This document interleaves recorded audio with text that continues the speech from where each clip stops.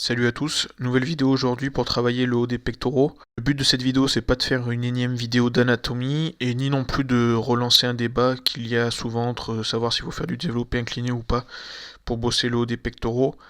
Le but de la vidéo ça va être de vous donner une astuce pour travailler au mieux le haut des pectoraux, pour le recruter au mieux. Et, mais je vais devoir commencer par une petite partie anatomie. Donc juste, faut savoir que le haut des pectoraux, pour le travailler, il faut aller vers l'intérieur et légèrement vers le bas. Donc pas pousser vers le haut, comme on pourrait penser avec le développé incliné. Et je dis pas pour autant que le développé incliné ne sert à rien. Le grand pec il se décompose en trois faisceaux, claviculaire, ce qu'on peut dire supérieur, donc ce qui nous intéresse, le sternocostal, le moyen, et abdominal dit inférieur. Le haut du pectoral, donc où la portion claviculaire, elle va de la clavicule jusqu'à l'humérus. Et donc comme je l'ai dit, le grand pectoral il sert à l'adduction du bras. En plus simple, ça veut dire rapprocher le bras haut du corps.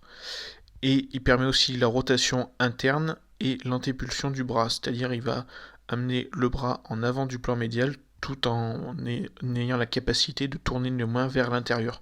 C'est très schématique ce que je dis, mais ça suffit largement pour cette vidéo.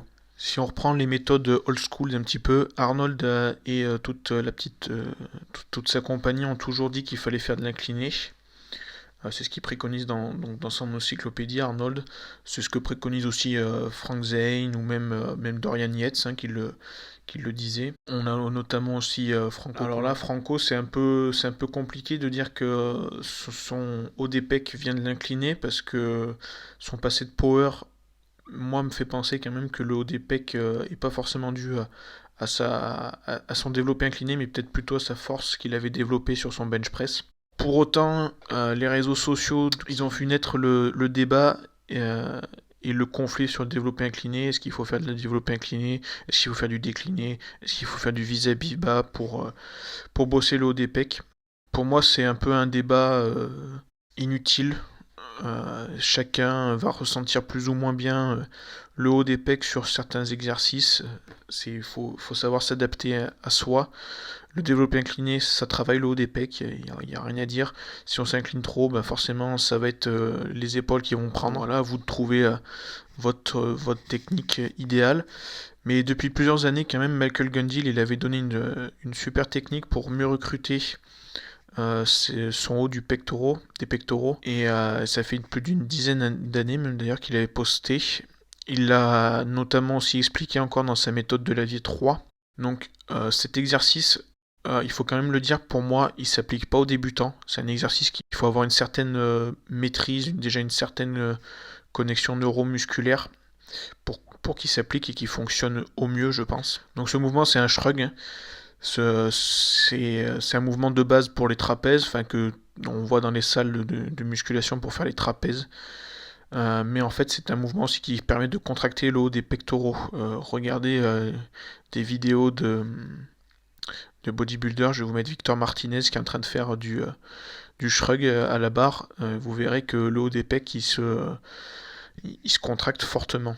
Donc sur la vidéo de Gundil, on peut voir qu'il fait son haut des pecs, il recrute son haut des pecs en faisant du shrug unilatéral sur une machine, tout en gardant une main qui se place sur son haut du pec qu'il est en train de travailler. Ça va permettre d'améliorer la connexion neuromusculaire et pouvoir contracter mieux les pectoraux. Donc voilà, je vous conseille de placer bien votre main, c'est important de la placer sur le haut des pecs qui travaille et de la mettre en avant du corps. Donc comme je l'ai dit avant, les pectoraux ils permettent d'emmener la main à l'intérieur du corps. Donc si vous mettez votre main en avant du corps et en faisant une petite rotation légère en direction de l'intérieur du corps, vous allez encore mieux sentir le haut du pectoral. C'est vrai que c'est un exercice qu'on fait pas en salle. C'est rare de voir quelqu'un le faire en salle. Il y a tellement de machines on pense pas forcément à faire ça. Mais là, avec le confinement et le manque de machines, c'est un exercice que vous pouvez faire assez facilement.